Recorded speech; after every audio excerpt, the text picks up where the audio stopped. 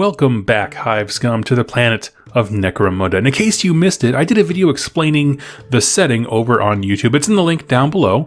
And just that's kind of a heads up for you folks who are now listening onto the podcast version of all this. And with that grim scene now set, I want to start diving into the actual gangs of Necromunda. Remember a few things here, right? Necromunda is a planet. It's a hive world with tons of hive cities on it. The gangs that we are going to cover can exist in several or all of these hive cities. So these are big, spread out organizations.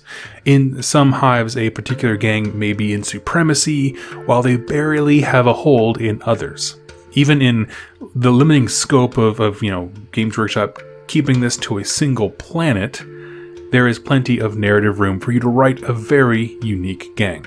And so to start off our exploration of the gangs, we're going to have a look at my personal favorite, the gangs of House Escher. Right off the bat, there is a defining feature of this gang that you might notice very quickly when you look at the box. They're made up entirely of women. At least the playable side of things, the things that we can interact with. And there's a lot of good reason for this, much more than just, girl power sticking together. It directly relates to the second defining feature of this faction, chemicals. Escher gangs are masters of pharmaceuticals, toxins, inhibitors, and poisons. Long ago, the effects of all this drug testing and chemical enhancements took its toll on their male stock. The men of the gang being kind of basically brought down into shriveling messes, good for nothing more than gene harvesting and artificial breeding programs. And with that, the women of the gang have formed a very primal matriarchy that is both incredibly intelligent and cunning. Again, they are chemists, they do have a very intense level of intellect, but also brutally primitive in its makeup. And they kind of do this weird balance of, class with respected intellect and a service they provide, classes and pretty strong quotes there, the hardest of air quotes, between that and their savage nature. And so we're going to break those two apart, right? The class and the savage nature. Here's what I mean by quote unquote class, right? Most gangs have these hidden bunkers and bases. It's hard to find them unless they want to be found.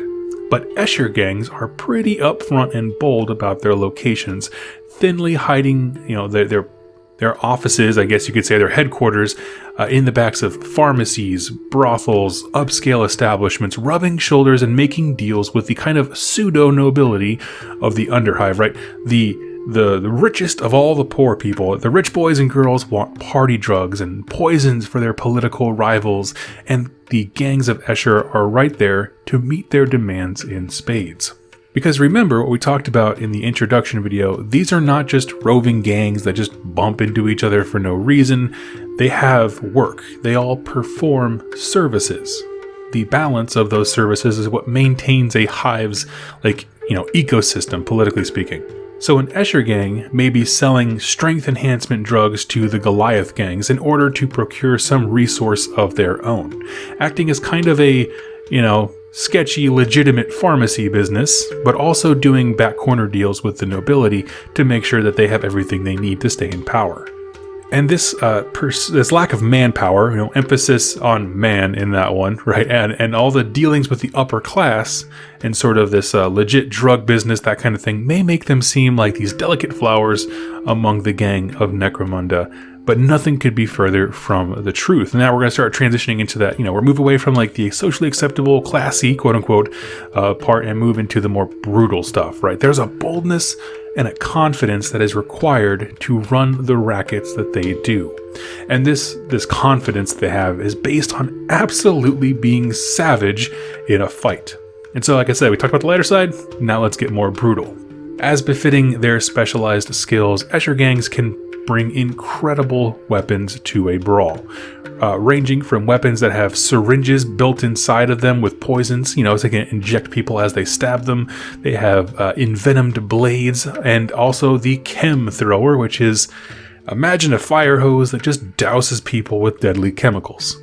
This can also be turned into physical enhancements for themselves, or of course steroids, amphetamines, and more. They lack the raw physical might of, say, something like Goliath, but they use their lithe bodies and speed to deliver their poisons directly into the heart of the enemy.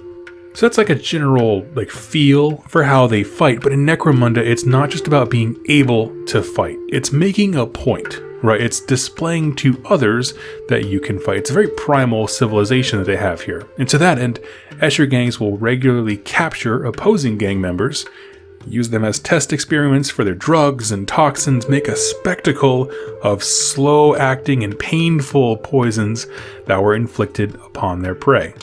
They may also use their pharmaceuticals to keep their victims alive longer just to torture them more.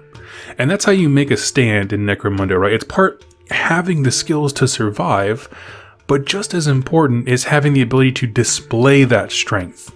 Because it's the only way to get the kind of respect, I guess you could say, that you need to make it, to be recognized, to be a threat.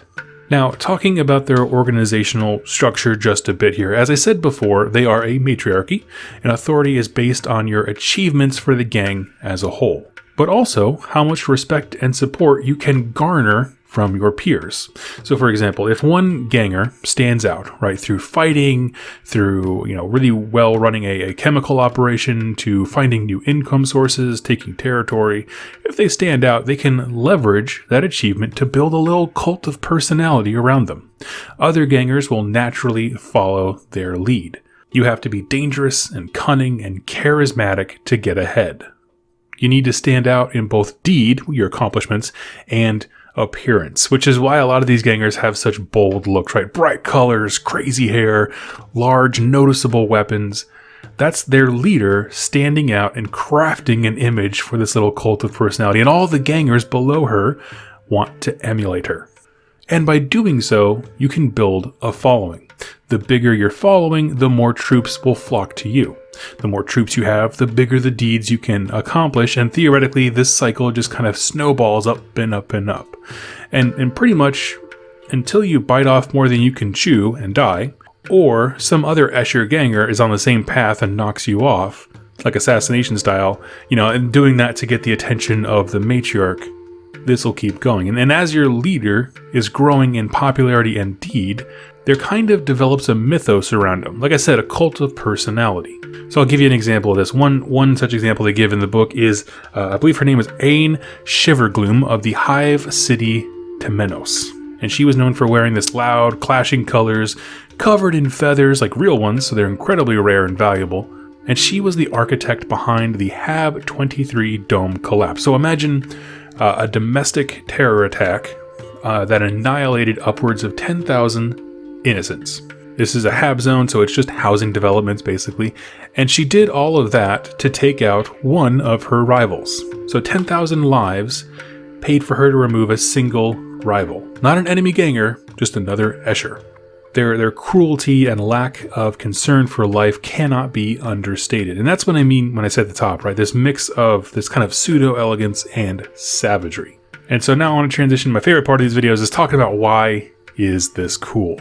As I said, this is my favorite gang. And I was getting into Necromunda. I was looking at all the different gangs out there, trying to decide on what I personally wanted to focus on. And the bold colors, the models, and these great action poses, they just really hooked me. And then I saw their weapon list, and I just about lost it. Because you see, in Necromunda, the reason I like Necromunda in general is because it seems like such a crazy out there depiction of the future, right? It has all the darkness of 40K, but mixed with like the 1980s punk rock cocaine bender. And there's just a lot of color and life into it and wacky stuff that happens. And the weapons list just spoke to that for me, right? And so I wanted weapons and gangers that were far out there and leaned into the weirdness. So when I saw the chem thrower, which functions like a flamethrower, but it's a gas attack weapon, or the acid rounds that are loaded into their shotguns and all kinds of gas grenades, I was hooked. I fell in love. It's so ridiculous and over the top when you combine it with their bold colors and their crazy hair. I just thought it was the coolest thing ever. They also stand out to me as interesting because I've often been drawn to factions that in any game use poisons. I'm not sure why. I think it's the idea of units swinging above their weight class, meaning they are weak and fragile, but they can hit people as if they were much stronger because of poison ignoring some of their resistances, and also, you know, that kind of stuff. Like bringing tougher enemies down low is a cool idea. That just, on a mental level, really appeals to me. You know, these girls are made of paper. They die very easily, but if you let them swing first, they will wreck your day. I just like it all. I like the whole package. I know that there's going to be a book, like a supplement coming out in the next quarter for them, just like Goliath got theirs. And so I am excited to read that. And I'm sure there's going to be more lore videos, you know, kind of diving further into all of this based on that book. But for right now, I just am really in love with Necromunda at the time, and I like all the background for it. But tell me your thoughts. Do you have a favorite Escher unit or weapon? Mine by far is the acid shotgun rounds. Right, it's the one I just had to have. I gave it to one of my like elite, you know, lieutenants or whatever, and I don't know. It's so fun to me. I think it's so over the top. So let me know down below what your favorite either unit or weapon is, and if you enjoy playing the Gangs of Escher. Thank you so much for watching. I'll catch you in my next episode. Happy wargaming.